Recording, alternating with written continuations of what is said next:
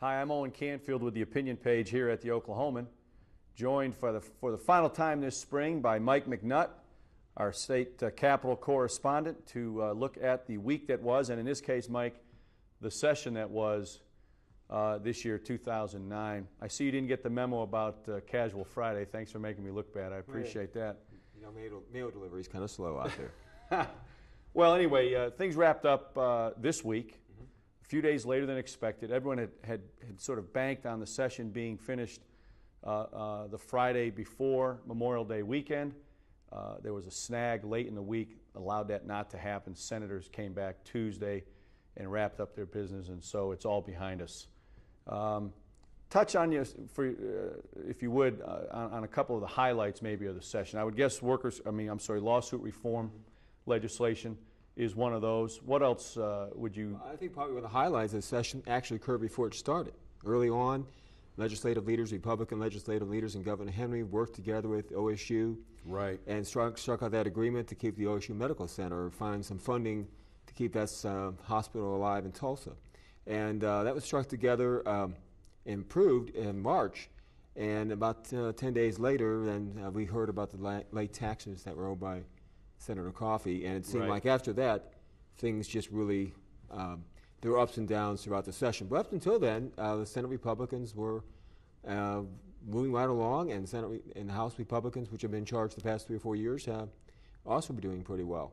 But after that speed bump, it seemed like they can never get back on course. Right, right. There were some other highlights. You know, we talked about Insure Oklahoma earlier in this session, an insurance program that they're trying to expand to make it more user-friendly for folks who fit the bill and need insurance. That was approved. That bill after last summer, they had a health task force, the House had set up a health task force committee, and they had people from throughout the health care industry, insurance businesses, and that was one of the big concerns. They found that Insure Oklahoma is a great program. Right. And they looked at other states, and other states were looking at Oklahoma, saying you don't have to reinvent the wheel. You've got a great program. You just need to get it more accessible to businesses and employees. So this legislation should make it a little more accessible. They're going to try to market it more, and also came up with a proposal for young, healthy.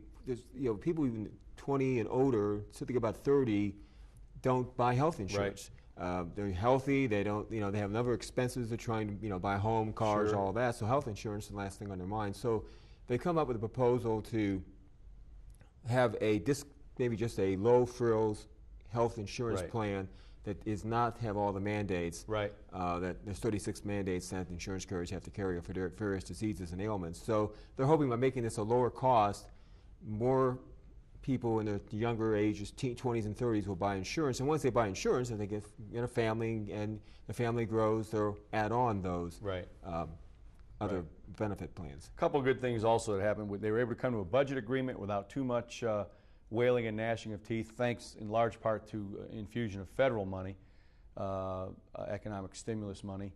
And that in turn allowed the state leaders to get through this session without tapping the rainy day fund, which I think is a great thing. It's $600 million, close to $600 million that can be carried forward now and used next year if in fact there is a need. I think that's one thing the governor needs to be saluted for, is the fact that he resisted calls, and there were several during the session, to tie into that fund and or to dip into it, and that's a nice little nest egg to have off to the side if the state really needs it. That, and also the state has about $630 million of federal economic stimulus funds for the 2011 budget, the budget after this one coming up. Right. They kind of split it in half, and the budget negotiators, legislative leaders, and Governor Henry's chief negotiator, Scott Meacham, kind of planned a 2-year budget, looking ahead to this budget, but also looking to the 2011 fiscal year budget, because the economy, things for the next several months probably aren't going to look too good for Oklahoma. But they're hoping this time next year, the national economy may start coming back at the end of this year. And so it takes 2 or 3 months usually for Oklahoma to follow suit. And so a year from now, maybe Oklahoma will maybe not be as rosy as it was a year or so ago, but at least there'll be signs that natural gas prices might recover. And that's the big thing for Oklahoma, is to get that natural gas. We're seeing oil prices go up. And that may be a sign that the global economy is indeed starting to recover, get recycled and recover, right. And we'll have to wait and see. But they do have almost $1 billion, about $900 million available to start out with if they use rainy day funds and the federal economic stimulus money. But right. I think, although there were some great causes for using the rainy day fund, I think at the end of the day, everybody's kind of relieved they didn't tap it, right. because well, as soon as you do, as soon as you reach into it once, it's hard not to keep going back. And right. So the longer you can stay away, the better. A couple quick lowlights this session. There weren't a ton. There always their share, but we had the big Flaming Lips controversy, whether to make that the rock song and whatever. Right. That was quite a hullabaloo there for a while. Well, it was ironic because the people had already voted it, right. Electronic vote. Sure. The Senate had already passed a resolution unanimously. Right. And they visited the House in March after the Senate had passed their resolution, and nothing was made of any. In fact, right.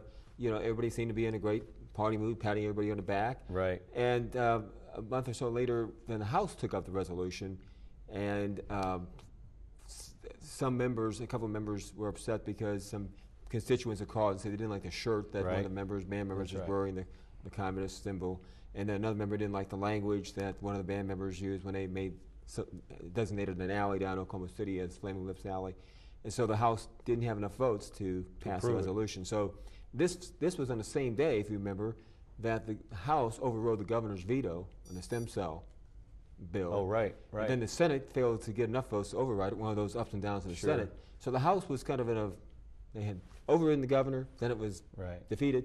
And so they thought, I think part of it was maybe this is a way to get back at frustration, get conservative values or whatever. And then the governor, within minutes, right. within hours, decided, heck, I'll just do a proclamation right. and designate that day for Flaming Lips Day. And the song was designated the official rock song. So I don't know, it'd be a true trivia quiz. After all this, does anybody know the name of the song? Actually, I do. Do you believe? Do you Two realize? Question marks.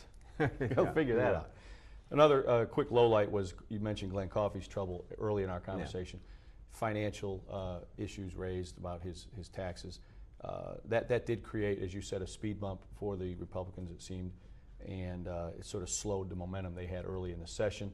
I think the question now becomes, will Senator Coffey, who has 1 year left before he is term limited out, will he come back and serve as Speaker, as Senate President pro tem in his final year, or will he decide, look, it's time to hand the reins on to someone else? That's something to look for, I think, between now and next it's hard to January. tell how that's going to go, because he had the budget, he had the tort reform right. agreement on a Monday, then that next Friday, 4 days later, they had the budget agreement. So it looked like sure. Senator Coffey was leaving on a high note. Right. Lots of praise. He was given the lead on the tort reform. He was the one who sure. issued the first press release.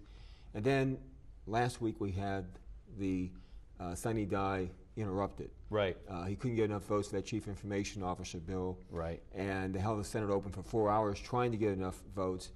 Couldn't adjourn as scheduled. After all this jumping sure. through the hoops, get the budget done, get tort reform done, they couldn't get it passed. The House had to work late Friday night, the 22nd, in order to get its business done, or else they'd have to come back. Right. And as you mentioned, the senators came back, and it was a lot of, why didn't, something like that, he should have counted enough votes beforehand, and caused more speculation on the chief information officer bill, a position to kind of coordinate all the computer buying and coordination of hardware and software, right. which many businesses have one director, one department.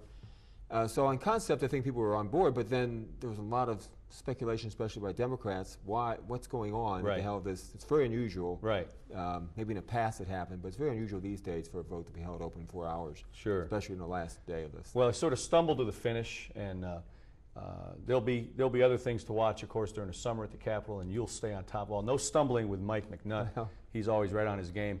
We appreciate you watching here on News OK and invite you to read more about the Capitol through Mike and Julie Bisbee at the Capitol Bureau and here on News OK.